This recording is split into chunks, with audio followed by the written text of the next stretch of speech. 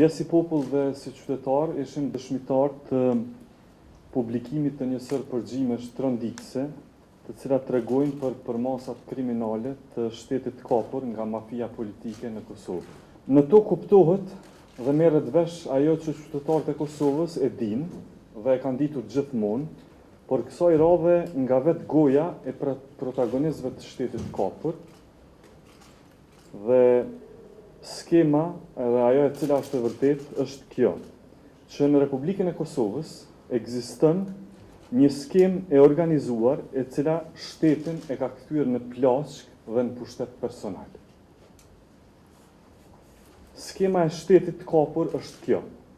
Dy shtyllat të krimit të organizuar në Kosovë janë Hashim Thaçi e Kadri Veseli, dora e zgjatur e tyre, e cila i ekzekuton projektet e tyre, është kryetari i grupit parlamentar të Partisë Demokratike të Kosovës, Adem Grabovci. Kurse siç dihet shumë mirë, mekanizmi lehtësues i kësaj skeme kriminale është edhe partneri i koalicionit të qeverisës, pra Lidhja Demokratike e Kosovës në krye me Isa Mustafa. Këta njerëz, siç po vrehen edhe prej vetë publikimeve, kur nuk kemi nevojë për dëshmitar, sepse dëshmitar janë vetë protagonistët që flasin aty, tregojnë që këta njerëz janë të shantazhuar prej korrupsionit në të cilin janë të zhytur.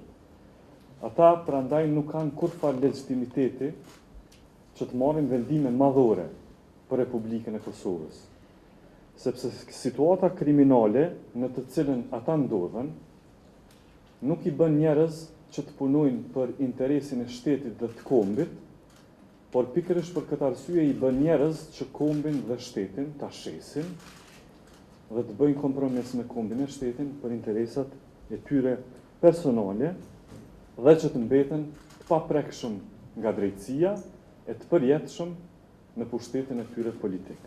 Këta njerëz të tillë me këto veprime vetëm sa na tregojnë që nuk do të largohen vetë nga pushteti, por do të rrëzoj populli dhe qytetarët. Dje përmes audio ingjëzimeve të pakontestueshme, edhe një herë u dëshmua që Kosova nuk udhëhiqet nga politikanë të ndershëm, por nga kokat e krimit dhe nëntokës. Sot e kemi shumë të qartë se pse prokuroria dhe gjykatat në Kosovë i vërsulen opozitës dhe qytetarëve të Republikës, dhe asnjëherë kriminalëve që drejtojnë shtetin, e të cilët në fakt janë pasuruar në kurrez të qytetarëve të bardhë.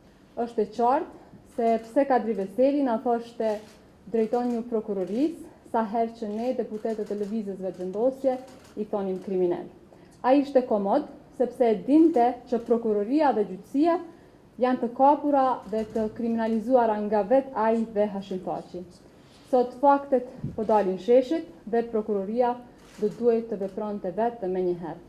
Por krimi dhe korrupsioni nuk mund të luftohet përmes një sistemi të kriminalizuar të drejtësisë, vetëm mobilizimi qytetar do të mund ta ndryshonte këtë gjendje.